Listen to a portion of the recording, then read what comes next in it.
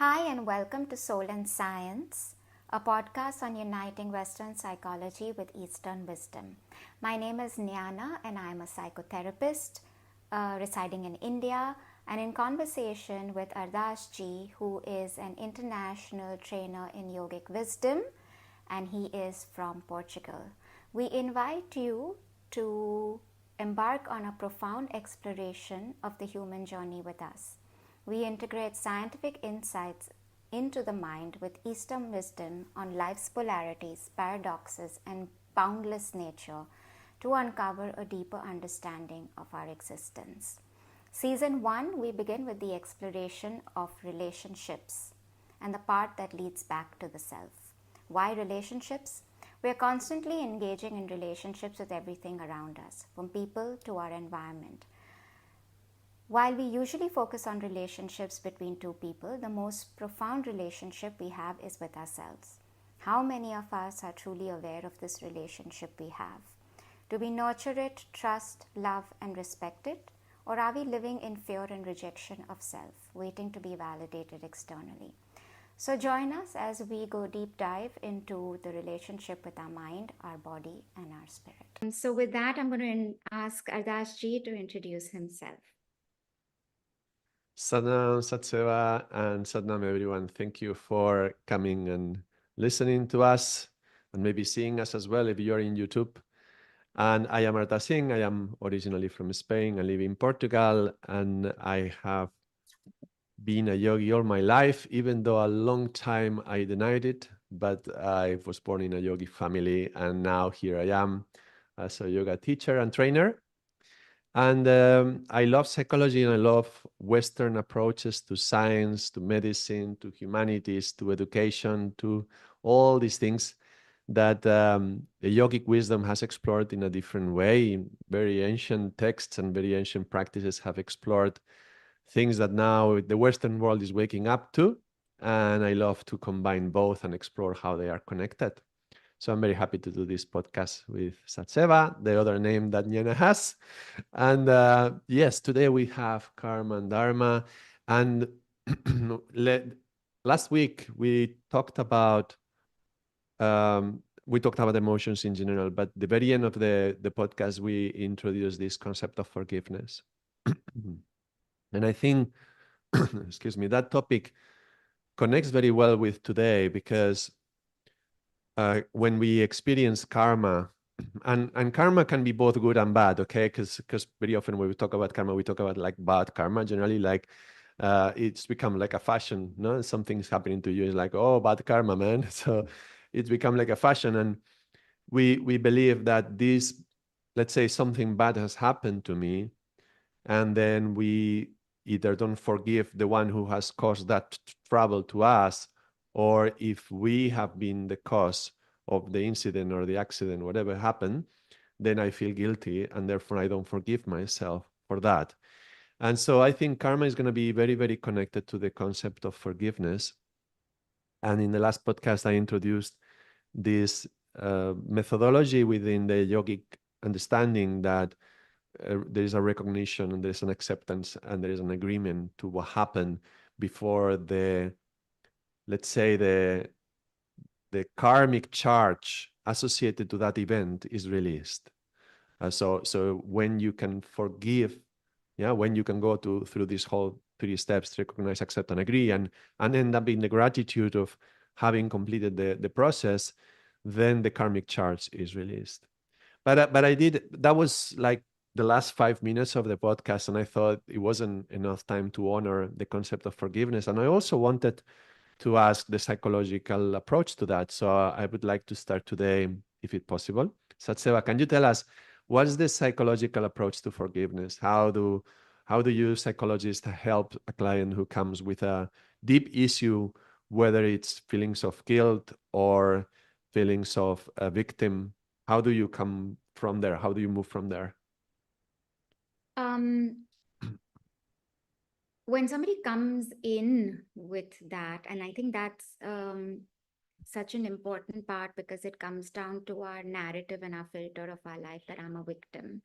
and this has happened to me, and a lot of time it comes from the space of, oh, this is my bad karma, and therefore look at karma more as a punishment rather than something that I can learn from. And so when I label myself a victim, I'm stuck there forever. I'm so bad, I've done something terrible, I cannot be forgiven. And the term bad that we pick up, and usually we pick it up in childhood as we see it, um, and that continues to remain the narrative. It's really interesting because we want to hold on to that narrative, right? And forgiveness, as we go through that journey of healing, of really looking at whether that's the truth of that story, that you're bad, or that um, nothing about that label can ever change, right? You're able to see that you're the one who's judging and punishing, and who would you be if you're able to let go of that? So while we Well, able don't, to see, you were just saying able to see that that's the recognition, isn't it? yes, That's that's the the part beginning. where you That's the recognize. first step. Yeah. Yeah. And then the second is to accept that, hey, I took on that belief, right? So And which are the steps from the psychological perspective? so, I mean, we don't really have specific steps to forgiveness because we leave that whether to where the client wants to go with it. We don't say you need to forgive or not forgive. And in fact, you'll hear a lot of spaces that say you don't need to forgive, right? But where we get the a client to see, again, depending on where they come from, whether it's, for example, sexual abuse, right? When actually you find that the person says it is something that I did wrong, that this happened to me, right? That we are able to bring forgiveness into letting go that it was my fault. And that is a deep journey of healing. So it is, if you look at it, a recognition and acceptance and an agreement in a lot of ways, as you have said, are the steps from a yogic perspective. But really here it is the journey of unlayering how the belief that was taken as that it's my fault serves the person or serve that person there. How is it continuing to create pain, and how releasing that would transform their narrative to something called the truth, and that they're able to do so from a perspective of neutrality, from a Can space they of can they truly reach? Because you did mention, sorry for interrupting, you did mention that you don't necessarily need the forgiveness in the therapeutic process, but can you really get to the neutrality without forgiveness? I mean, can somebody get to true healing without letting go of the victim attitude or mentality? No, it's not. But the neutrality comes when we start bringing in the observer, as we call the true self, into the therapeutic space, or the compassion into the therapeutic space, and we're able to see it from the experience of neutrality and juxtaposing it, saying that, would you say that about someone else? Right? And that you're able to bring in compassion, A, for the self, which is consciousness towards the self, the witness into the room with the self, and then saying, okay, so does that mean then this is the truth? So we come back to the notion of truth. And then we take away the label or the story or the narrative, which is the belief that they made. And then if that belief does not exist, then is there any forgiveness beyond A to the self and then B to the other? Because in these cases, the person is looking at themselves being at fault and they did something wrong. And when you're able to heal that, then there is a certain amount of release, which then allows the person to not live with that victim consciousness anymore. There is another consciousness that comes into space, and that's the neutrality that we bring in, the observer, the compassion, the heart I center. think I think I see what you are saying. I think I get you.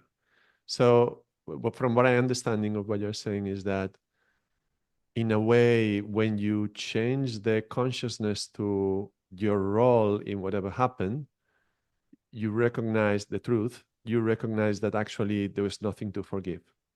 Mm-hmm. So therefore, there's no need for forgiveness because you never did anything wrong. Therefore, why should you even forgive yourself? Is that it? Right. Yeah, and that's very profound because it's by design. When there is a victim, there's also that belief that it's my fault and I did something bad, therefore this happened and I deserved it. And those narratives that go along, which actually cause a lot more of the suffering um, that the person then lives with constantly. And then we're moving the consciousness from the judge and the inner critic to the compassion of neutrality, or what we call the true self and the observer that is present in the person.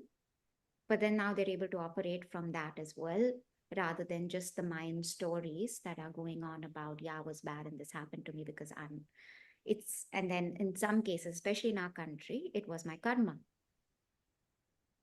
And then the story of karma begins, and the whole understanding of karma, judgment, punishment becomes very misunderstood, Definitely. Yeah.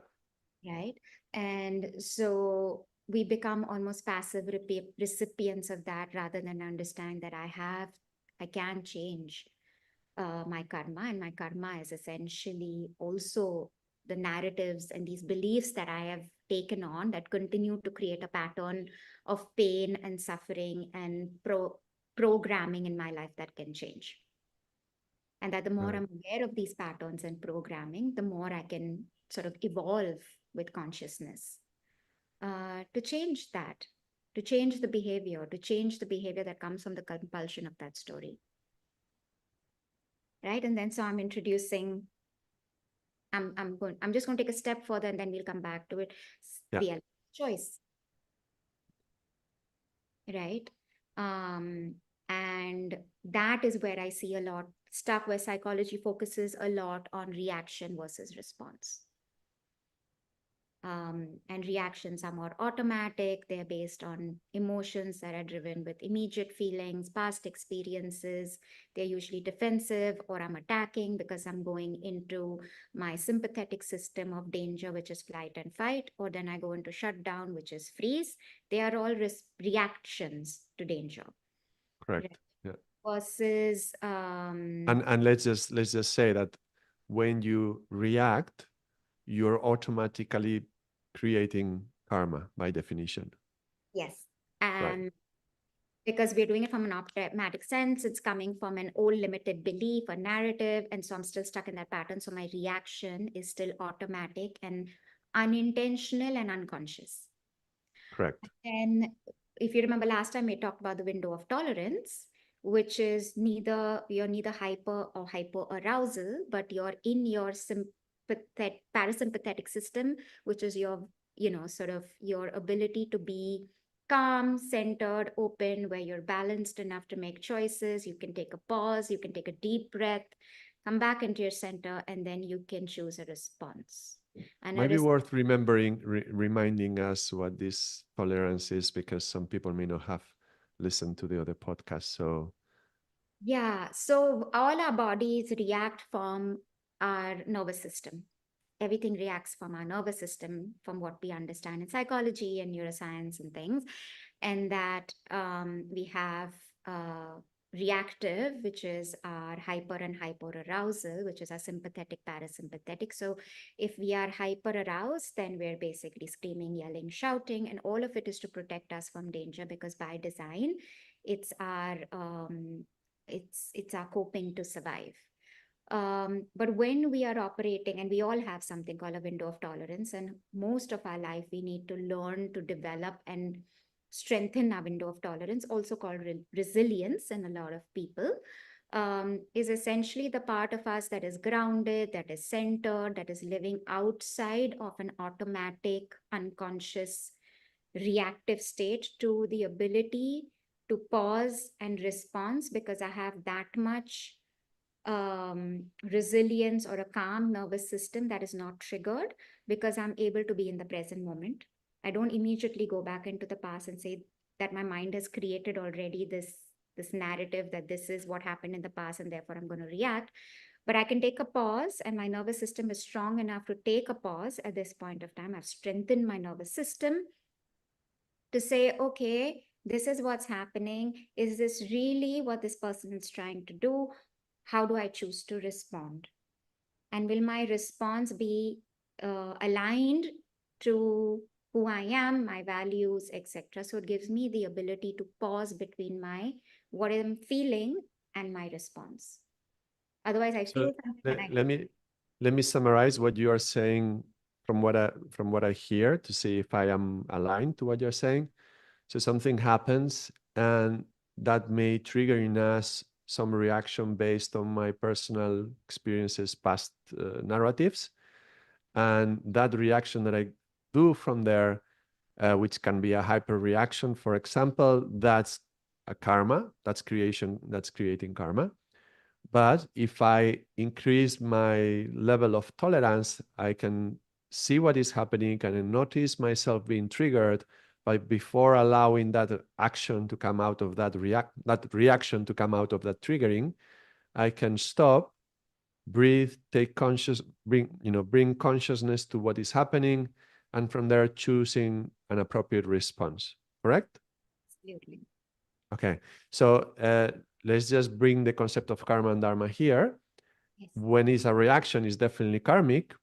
When you stop and you bring consciousness to the event and you are capable to choose your response, the response can be both karmic or dharmic.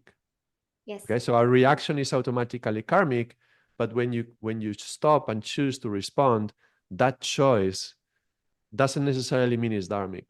It can be karmic as well. But I'm thinking maybe we are going too far away, because last week we were talking about emotions and we started by defining emotions. Mhm. And because, what are we talking about? So I believe, like you mentioned before, there's a lot of misunderstandings around karma, and it could easily, for whatever understanding people have on karma, they may be hearing this and understanding it in a skewed way. So would it be worth defining first what karma is and how it operates? I think you can go ahead and help us with that, and I'll tell you how it is skewed. Right, definitely, absolutely. Good. All right, so I think it's important to define a little bit how the yogic understanding of karma works, because many people think that it's just, the punishments that I have to receive in my life, kind of like God being. We were just having a lovely discussion just before we went online about, God with a whip on the clouds, and a sadistic being enjoying how we suffer. But I think the main thing why many people stop believing in God is they cannot understand how there is so much suffering in the world. And they say, how God, would you say is all compassionate, would allow this to happen? Okay, so the suffering that we have to endure in our lives is linked to our karmas. Mhm. But not only the suffering, also the rewards that we receive. That's also due to karma. So karma is both good and bad. So and karma can operate in three levels according to the yogic teachings. It can be on the level of action, on the level of word, or on the level of thoughts. So if I do a bad action against you, if I slap you, someday someone will have to slap me back. So the law of karma basically says any action has an equal and opposite reaction. That sounds very much like physics, doesn't it? An equal and opposite reaction, maybe not today, maybe not tomorrow, maybe in a week, maybe in a year, maybe next lifetime. So karma is when I slap someone, that's going to plant a seed into my future Ardaas, and someday somebody will have to slap me. And that's may come in another life. So when I live this life, I will have this seed with me, and this seed will travel to the next life and it will have to manifest at some point. Okay. If I don't slap somebody, if somebody say a bad word, if I tell you a nasty thing to you, then somebody in the future will have to say a nasty thing to me. It's really equal and opposite. But also on the level of actions, words, and thoughts. So if I think something bad about you or about anyone, somebody will think something bad about me. Okay. Now, it also works the other way in the good aspect. So if I do something good to somebody, somebody is asking for help and I go and offer my help. No, somebody in the highway, the car breaks down, and all the cars are passing by and this is a dangerous. Is It's a dangerous situation, but you decide to stop, to help, to move the car to the side so it's not in danger. You did a good action that plants a seed of a good action being done to me, similar, equally, but in the other direction. No? So somebody will do something good for me. If I say something nice to you or to someone, then somebody will say something nice to me.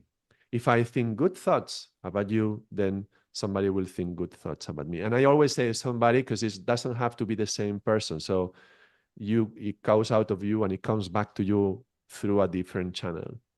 So the law of karma, this law that whenever something is done on any of these three levels, and then it has to come back. This law is what we say the fairest of all the laws possible, the most fair, the most aligned with justice.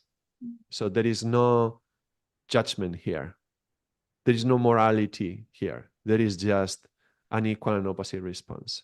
So if I slap someone, there is no being in the universe saying, that was an evil thing. You have to, be punished for that. No, it's just you did an action.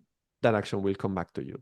That's it. There is not even a morality there. There's just a concept that is coming back. I'm not saying there is no morality. I'm not saying that the morality doesn't exist. I'm just saying that in the way that the law of karma operates, it's just more like a law, like the law of gravity. You let something go and it falls down. So you do an action, it comes back. Very, very basic. Now, the concept of reincarnation is intimately linked to this. So I have to mention it. When does a being reincarnate? When a being has karmas that are unfulfilled or uncompleted. So if I say something nice and I slap somebody, I have now 2 karmas. And you can imagine how many karmas we accumulate during the day. But also how many things happen to us during the day. So, there's a constant flow. But if by the end of my existence on this planet, in this body, in this life, by the day I die, if I still have some karmas unfulfilled, then these karmas will come with me to the next life. So I have to be reincarnated to complete these karmas. So the idea of reincarnation, it only happens because we have karmas unfulfilled, unfinished. That's mostly true. I'm not going to go into avatars or some special beings. I'm just going to go in this way. Yeah. So the process, actually, the path of yoga, the design of yoga is so that we can be liberated. And when we utilize the word liberated here, we mean specifically liberated from this jail, this prison of all these karmas that we have pending. And so there is a number of practices that we can do in yoga, and the very act of devotion and prayer and service and meditation, this is already just doing that is already cleansing our karmas. And the objective of yoga is to be fully cleansed of all the karmas so that you don't have to reincarnate. That maybe we don't have to go into that path, but I think it's worth mentioning because it's connected to the law of karma. So when somebody comes to this lifetime and they experience lots of suffering, that's just a manifestation of karmas from past life. And you can say, well, how could you allow that? How can you life somebody going through that? Well, we don't know the past life that we had, and we don't know how much karma did we accumulate from last lifetime. So in a way, what we can do is in this lifetime, we observe the things that are happening and think, well, what could have triggered this thing that has happening, and what can I learn from this? So, for example, if I am in the street and something happens and somebody slaps me, right? Or somebody steps on my toes in the bus, for example, it could be an accident, right? Somebody steps on my toes. Okay, that's just my karma. I probably stepped onto somebody's toes, and now this person is stepping on mine. Now, what does that mean? Am I going to get angry? Am I going to react? Am I going to push him? Am I going to step on his toes? Because then if I do that, I am reinforcing the karma that I already had. And that karma is not fulfilled and therefore it doesn't go away. It actually may come stronger.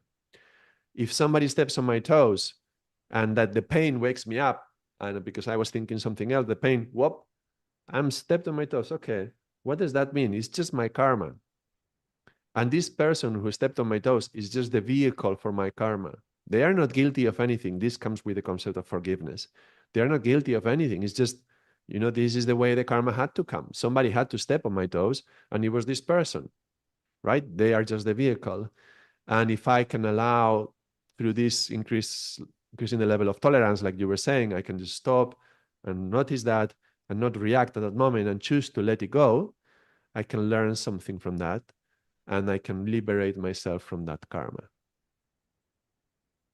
So you liberate So your from just what? just one more thing. So Mhm. in the old texts of yoga, you will find codes of behavior like ahimsa. It's a very common, well-known concept, not to harm other beings. And you can read them from a moralistic perspective, or you can read them like, look, young yogi, you want to be liberated, right? Well, first of all, don't create more karma. And if you harm other beings, you're going to be creating a lot of karma. So ahimsa, don't harm others. And that will be the beginning of stopping. First of all, before cleaning the karma that you already have, stop creating. And that's the path of Dharma. That's what we would call Dharma.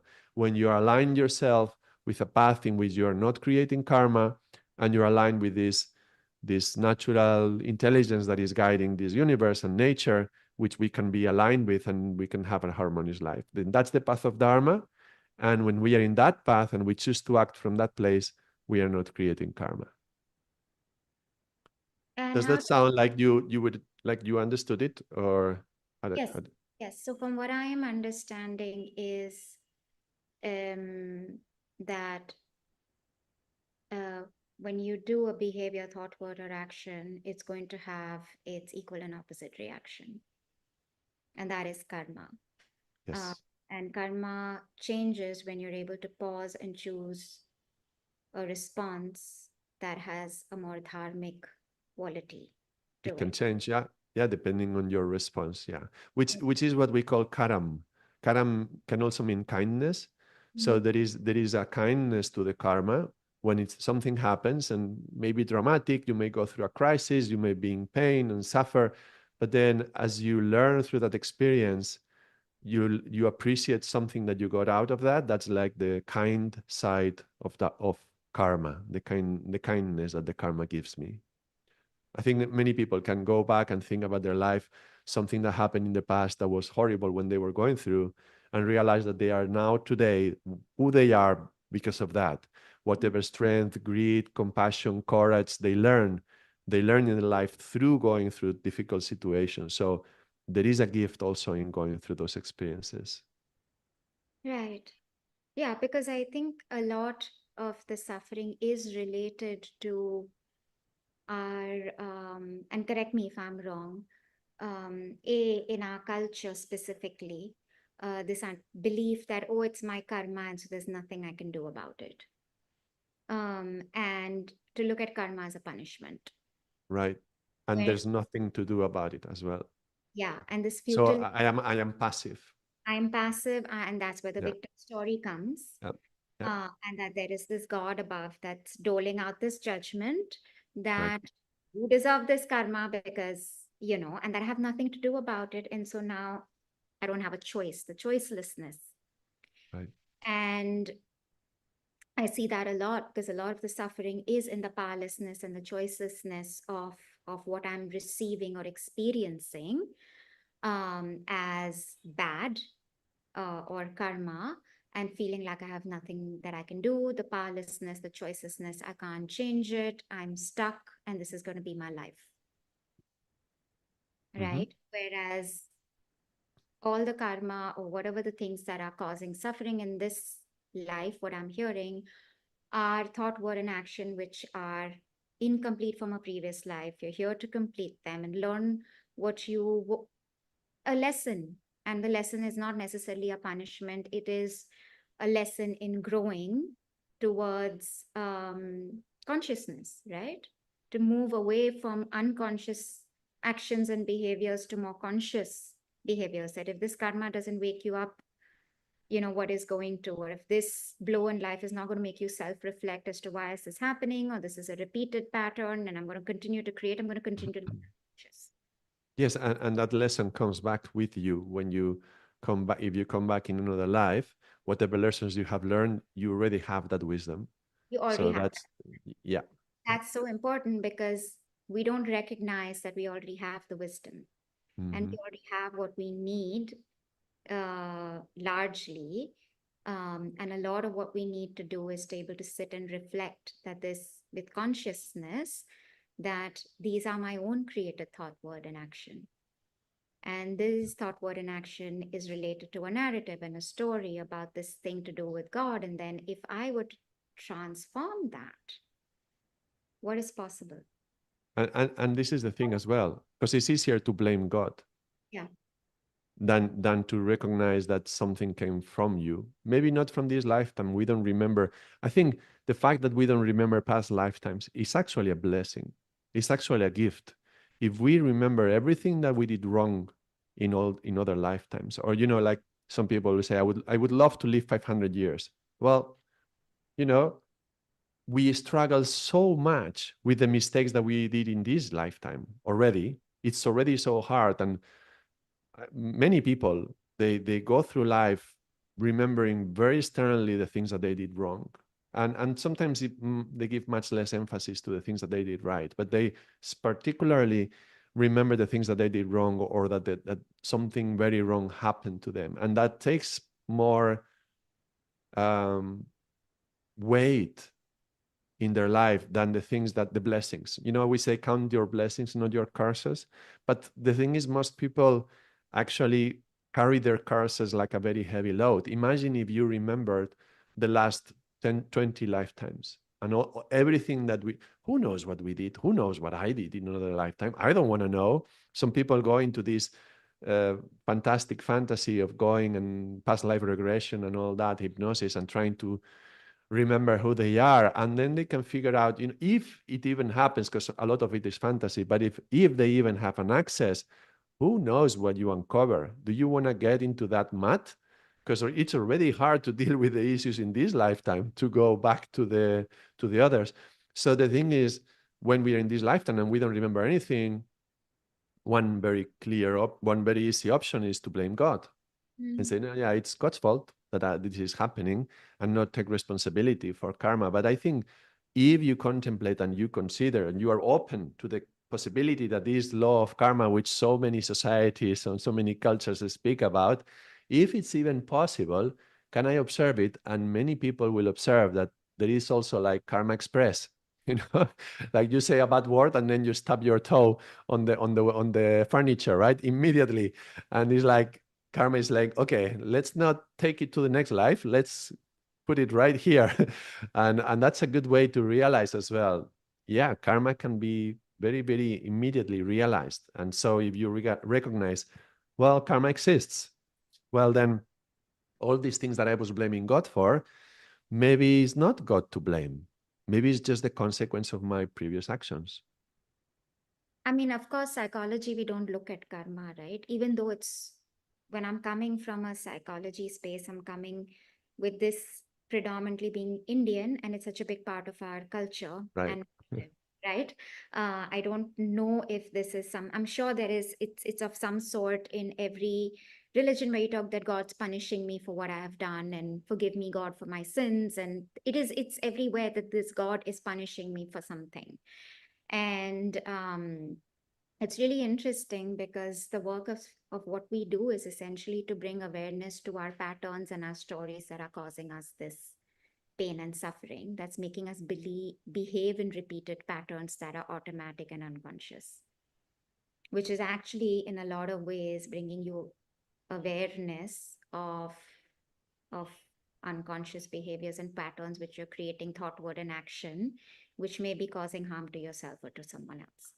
Well, that's the thing, no?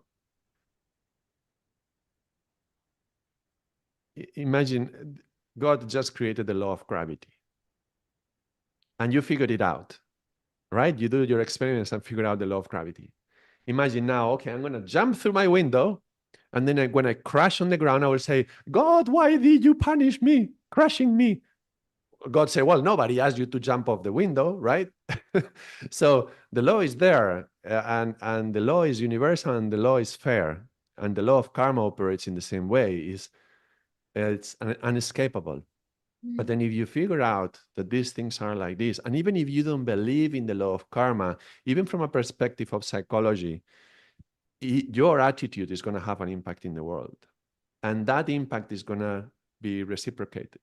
So if you are with a positive attitude and, with a good, kind, and approachable, uh, mm, like, I don't know, like contact with people, if you can go from that place to other people, approachable and kind and happy and joyful, it's much more likely that you're going to receive the same thing back. So let's just take it like that, even if we don't want to call it karma, right? But just like you would not jump off the window because you know you would crash, when you learn that the law of karma operates like that, wouldn't anyone be like wanting to, of course, I don't want to go into reaction anymore. I want to do the response. I want to be able to give me that pause to be able to choose the response that I want to give. Because I don't want to jump off the window, because I know if I do the reaction, I know what's going to come back to me. And that's another thing. If I did something wrong, I mess up. And today I was triggered, and I couldn't stop myself. I was not tolerant enough, and I couldn't stop myself, and I did the action, and I harmed somebody. Okay?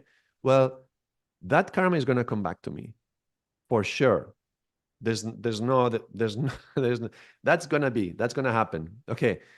But if now I go and I feel guilty about it, and I start punishing myself, and like the Christians, we say mea culpa, and we have to hit yourself with a whip 3 or 5 times for every sin that you commit. Well, punishing yourself, that's more karma, because that's hitting yourself. That's also karma. So not only you have the karma of whatever you did wrong, but you also now have the karma of hitting yourself and not loving yourself and being bad with yourself. So you are creating extra karma. So the concept of trying to redeem ourselves from our karmas through self-punishment is actually the opposite, and maybe even worse. Does that make sense? Yes. But it's also what we as human beings learn, that if you make a mistake, you get punished. You see, that's how school and parenting and all of that works. And then it becomes a conditioned learned behavior that when Not necessarily, but that's the most common, yeah? most common, it does. I don't believe in punishment. I think there is a lot of parents nowadays who don't believe in punishment to help the education of the child. But I understand that's very common. Yeah. Predominantly, that's, I mean, we are seeing more conscious parents. I'm not saying that isn't true, Yeah. but I'm saying predominantly that has been the nature of which we are conditioned, right? To Yes. behaviors that are quote unquote expected or Yes. considered right. And that's then what we start doing with ourselves, right? That becomes your inner critic, and then that's Correct. the sort of cycle, or the cycle of self flagellation, self dislike, self blame, self belittling that continues. That gives an emotional response. Emotional response gives a reaction, and then that's a lot of what we're stuck in. We're stuck in the way we perceive the world through those filters, then, of those narratives and beliefs. But when we become aware of it, then we have a choice that I don't need to believe this about myself or treat myself like that anyway. And then when I change that, I change the perspective as well as the way I treat myself and others. Mm-hmm. Right? And that's the path of transformation that Yes. we see in therapy. How do you relate that to what we share, to dharma then? And what is dharma? Because we're always talking about karma largely. Very few people talk about dharma, right? And Yes. again, dharma is quite misunderstood, right? Dharma is considered duty. Right. Right. And I don't think it is as small and contained and passive as duty. So I would like to kind of put it out, because a lot of times we see people doing it saying it's my duty, it's my duty, but they're doing it from a karmic place, which is a lot of resentment, hate, dislike. There's so much of pain and suffering going into that duty. But I'm like, how is this helping? How is this you doing your duty? How is this helpful to you if it's causing you more pain and suffering? And it's so I'm just out of curiosity, what is a clear, simple yogic understanding of dharma then? And Yeah, I will have to check what the word duty means, because how do we use that word? And I think it implies a lot of responsibilities. And if duty also implies if you don't do it, something bad is going to happen, right? no, it is serving without. Let me actually, as we speak, look for the meaning. How about Sure, look for the definition. We'll be informed in our conversation. um? So it says a task or action that's required to perform as a part of one's job or a moral or legal obligation. Who has the legal or moral obligation on what I have to do in my life? Well, that's how uh, we are taught Yeah, by. yeah, yeah. But that's the thing. We use a word into a context that I'm not sure is applicable. Like, this is not our job. This is our lives. But I like the word duty, actually. So let's take it on. Um, if you read the Bhagavad Gita, the one of the oldest, most beautiful texts from Indian literature, and Love how Ardaas ji, you from Portugal, sitting there, bring up the yes, Gita. I think if we had to summarize Krishna's teachings uh, in one sentence, would be do your duty, in a way. So it's funny because that's a text, it's a very old text, and in a way, it's the culmination of Indian philosophy, Indian morality, Indian teachings on wisdom, and also about yoga. So this is a text where one of the first texts where the concept of yoga is introduced. So for me as a yogi is very important. Now, Krishna says, do your duty. And what does that mean? What would that mean? And what is Dharma? Okay, so let's take it from there. We say where there is karma, there is no dharma. Where there is dharma, there is no karma. And what is this dharma thing? Well, okay, you can try to escape God, but this is kind of like try to escape the law of gravity. The law of gravity is there anyway. It's just going to affect you whether you believe in it or not. I may not believe in it, but if I drop the pen, it's going to fall, right? So there is such a thing as God. It's just that the way we describe it, it's different for every person, and some religions give it up. How do you say that? Anthropomorphized form. So it's just like they give a form of a human being in the clouds, whatever. But there is a force that has created this universe that organizes it and destroys. God, yeah, generating, organizing, and destroying. And it's an intelligent force. And I like to relate to God as an intelligence that has put everything in order, has created all these laws as well. Not a lot of them, but law of karma is one of them. And everything is functioning in a certain way, in a very naturally, in a very harmonious way, let's say. So naturally in a harmonious way, which means that things by their nature are harmonious. But we humans, the moment that we leave our natures, and ego is a lot about going away from our nature. The moment that the ego is built, we don't work according to nature. When we see animals, they are responding according to their nature. There is no ego involved. But in humans, the moment we bring the ego, we stop functioning according to nature. So the moment we go away from nature, it's like coming out of this synchrony with this.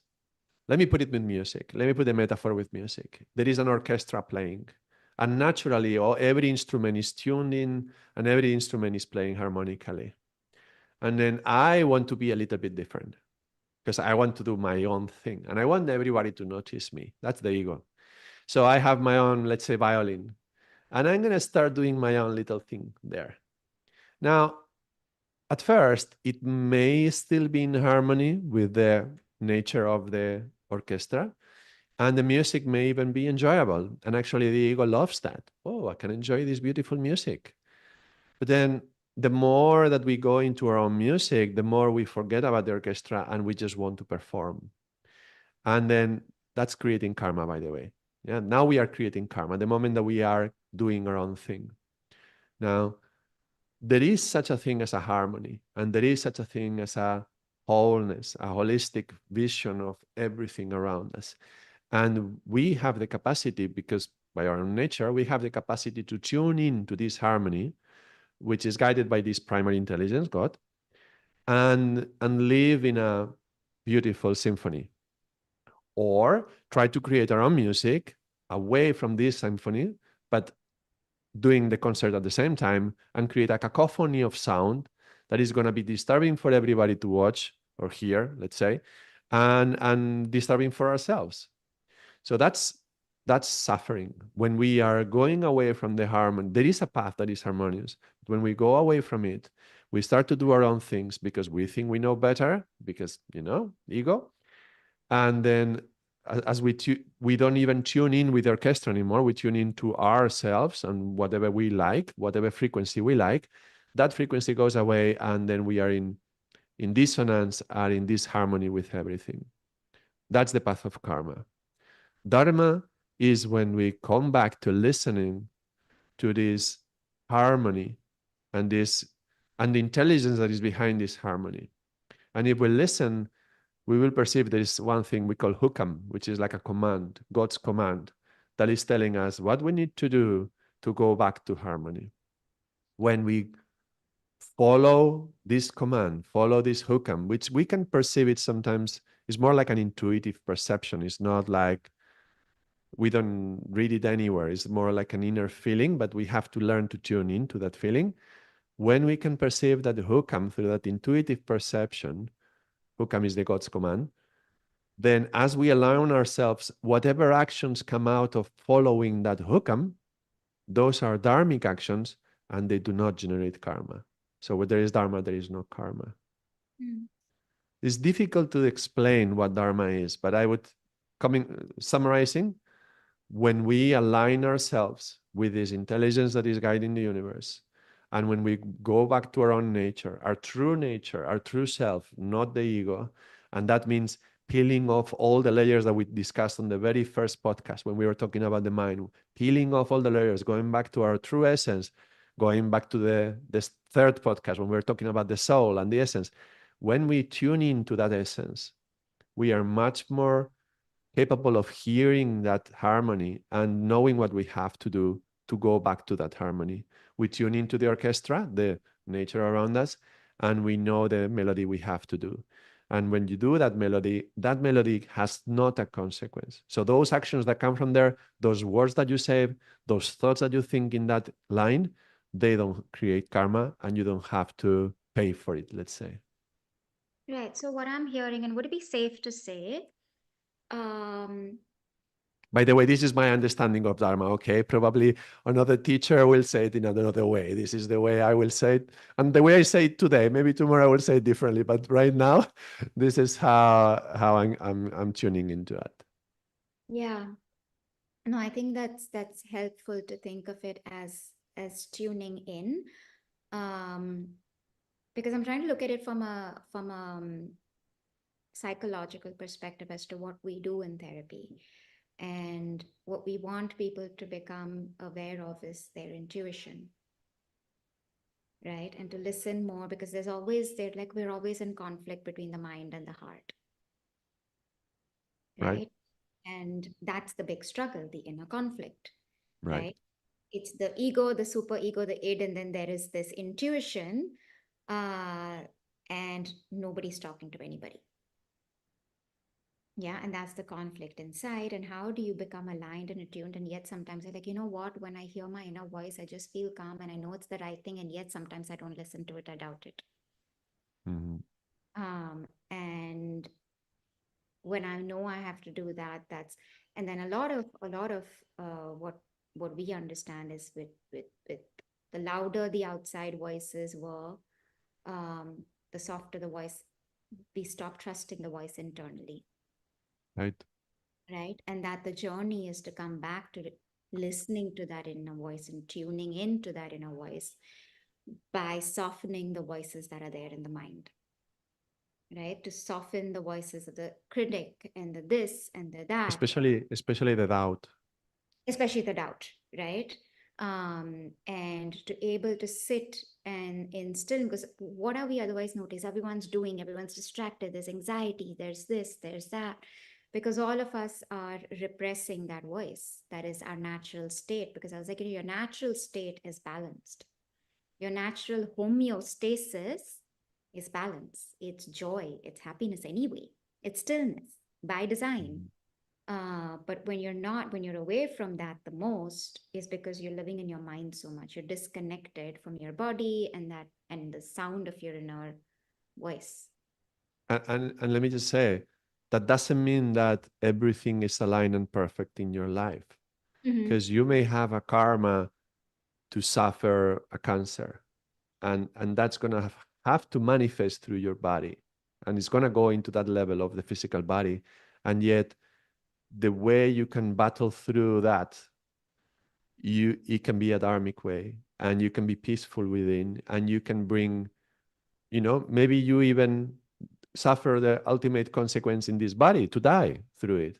But through the process, you can heal yourself, not uh, how do you say that, cure yourself, but you can heal yourself, and you can heal the family. How often do we see somebody getting a cancer in a family and everybody coming in to support? And people who didn't speak for years, people who were distant in other countries, they come together and they get together, they have family meetings, they get under the support that they receive. And you can feel the whole family healing old wounds from an incredibly painful disease. So the fact that when we are talking about the nature and being in tune with our nature and how there is a peace to that, and there is these beautiful things that you are mentioning, that doesn't take away that there's going to be karmas coming in. As long as we are in this lifetime, there's going to be karmas happening. So just because, I just want to mention, if a karma comes to you, like for example a cancer, that does not mean that we are misaligned. That doesn't mean necessarily that we are not aligned with Dharma. That just means it's a karma that has to go away. It just has to release itself. So don't take that as a judgment when we have a disease, or, oh, I'm doing something wrong because Mm-hmm. I'm having this disease. I mean, it's good to always check, right? Because there is such a thing as psychosomatic disorders, and there's all sort of influences between the different levels. Am I fine on my emotional level, on my psychological level? Is everything aligned? Okay. If not, I correct it. But otherwise, okay, fine. But at the same time, don't take it like something karmic is happening. That means I'm doing something wrong. Right? That's the doubt. Coming back to the doubt. Yeah. Right. But it's also, even if there is a dharmic, there is a quality, the quality of your response can become dharmic. And that's Right. right. Or how Correct. you respond to Correct. that experience is Correct. transforms that experience completely. Does it mean Correct. it Correct. takes cancer away? Probably not, but it definitely aids in the healing process. It And aids. it can actually make it go away. But if you try to change your attitude to make it go away, like that, that doesn't work like that so well, no? Because then you have an interest. You are not neutral. You are trying. I'm trying to change my attitude so that this thing happens. No, it's like there's too much ego in there. Yeah. So as long as there is an agenda or a plan or a strategy, then that's the ego. Yeah, Uh, correct. there's some conspiring going on there that if I do this, then it's pretty much the transaction of the ego looking for its outcome and its reward. Yeah, you Uh, see that a lot in couples, right? One of them, I'm gonna change the way I talk to her so that she changes that, right?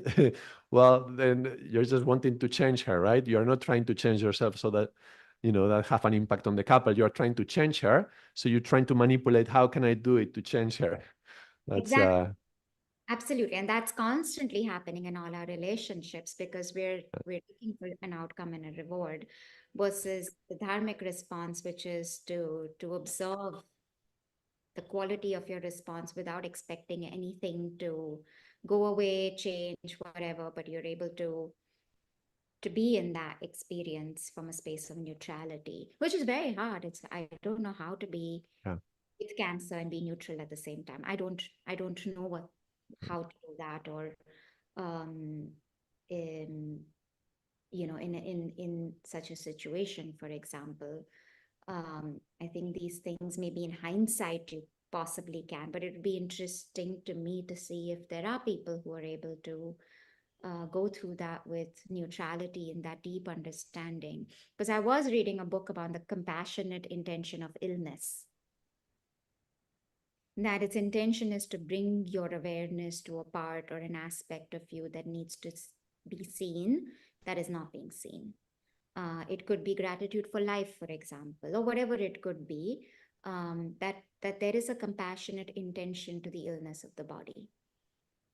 And now there's a lot of research with trauma around the body keep the score and Gabor Mate's The Body Says No, where they say that a lot of these current illnesses like autoimmune and things like that is the body's response to a lot of repression of emotions, trauma, because essentially when that happens, your nervous system loses its balance, and you're coming out of your homeostasis into either hyper or hyper arousal, and you're constantly living from that.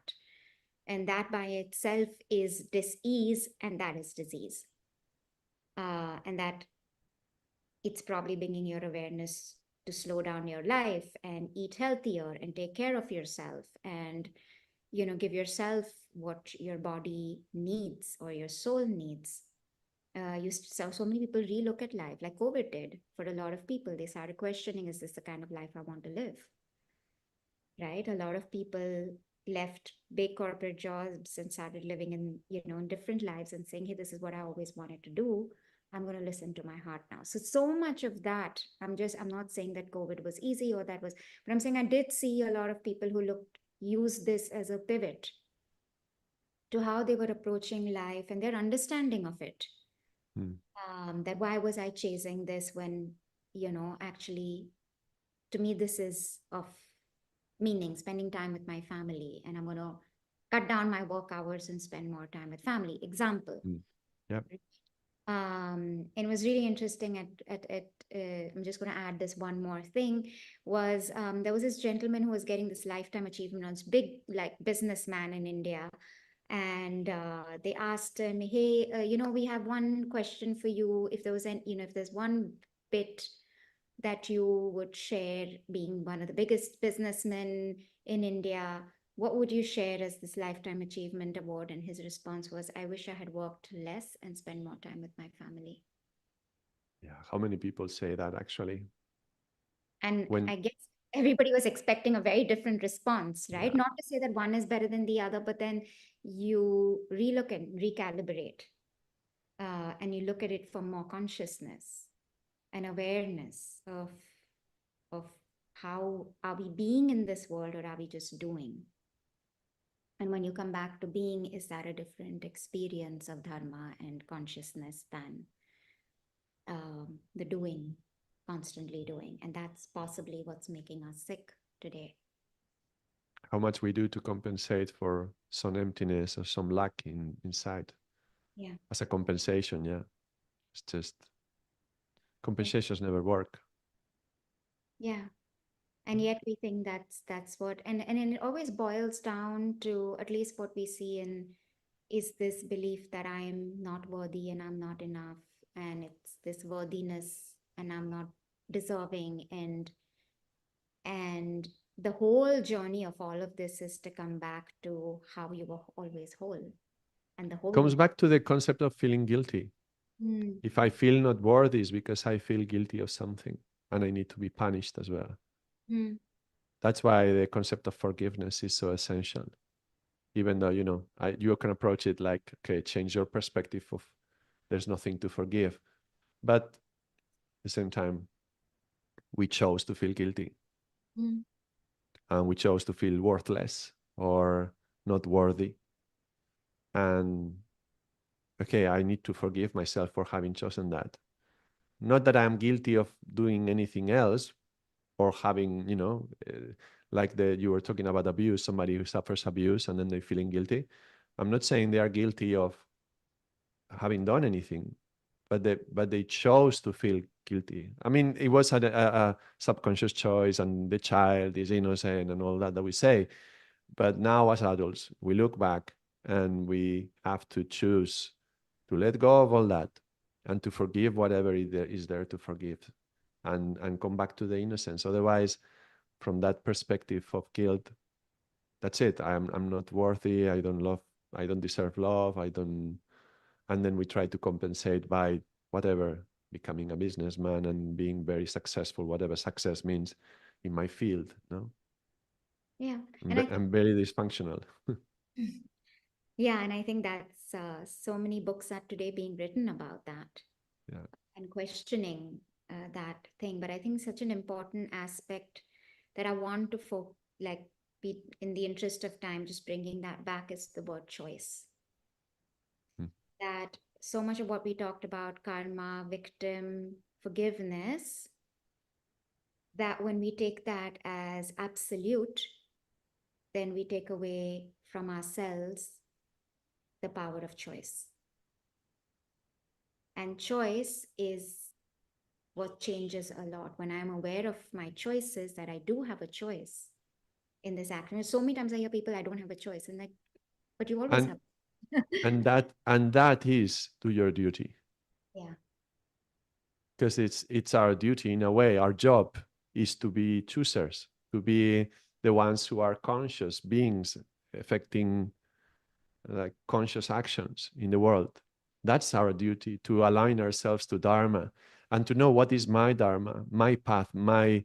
I am a violin in this orchestra, and the violin maybe is I'm a humble shoemaker, but doing it with all the dignity of a shoemaker, and that is your music in this universe, in this symphony. And that's my duty, to be there, the best shoemaker I can be, and to make it align with the all what the spiritual teachings say. So that's the duty that Krishna speaks about, I think, Yeah. with Yeah. choice. Choose to do that. That takes responsibility a lot. That's very heavy. Many people don't want to do that. Yeah. That's what Dharma is. I think when you say responsibility, that you're choosing with consciousness and that you do have a choice, and that as long as we remain unconscious, we will blame and we'll put it on somebody else. And that also makes us powerless. And it may be true in a lot of situations when you're living in anarchy and things like that. That's different. But on a day to day, in a moment to moment, to become conscious of the choices of what we think, what we say, and what we do. And one more thing as well. No matter what happens, no matter how terrible the situation, no matter how little maneuver do I think I have for choosing, because everything is happening in this way, I have no choice, right? Like the struggles to keep a family afloat and not having money and having to work 3 jobs and being like, how can I choose anything? I cannot drop a war a cho- I sorry, I cannot drop a job to just do more yoga or whatever, because I cannot. I have to support. No matter how difficult the situation may be, no matter how narrow the possibilities seem, we can always change our attitude. So that's a definite choice. We say in yoga, attitude of gratitude. So whatever it is, count your blessings, don't count your curses. Attitude of gratitude, that is the minimum amount of choice we always have in any situation. Right. And actually, that changes our perspective from not enough and lack to gratitude and enough.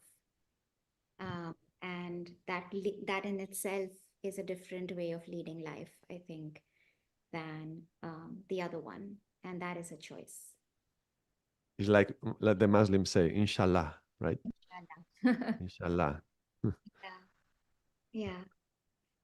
So I think that feels like a a whole place to come to a semblance of closing our podcast today. What do you feel, Ardasji? Yes, definitely. Remind us what will be the next topic. I think it's going to be your favorite, isn't it? Uh, it's about truth. Yes. Conscious choice, awareness, and truth. Um, Right. I invite you all next week, Friday at 5:30 India, 1 p.m. Portugal. Join us with your questions, interact with us. We'd love your questions. If you can't be there, send us your questions earlier on. You can send it to admin@safe-space.in. We'd love to answer any of your questions, post them to Ardaas ji, and we look forward to seeing you next week. Yes. I look forward to seeing you too. Thank you. So, no, thank you, everyone.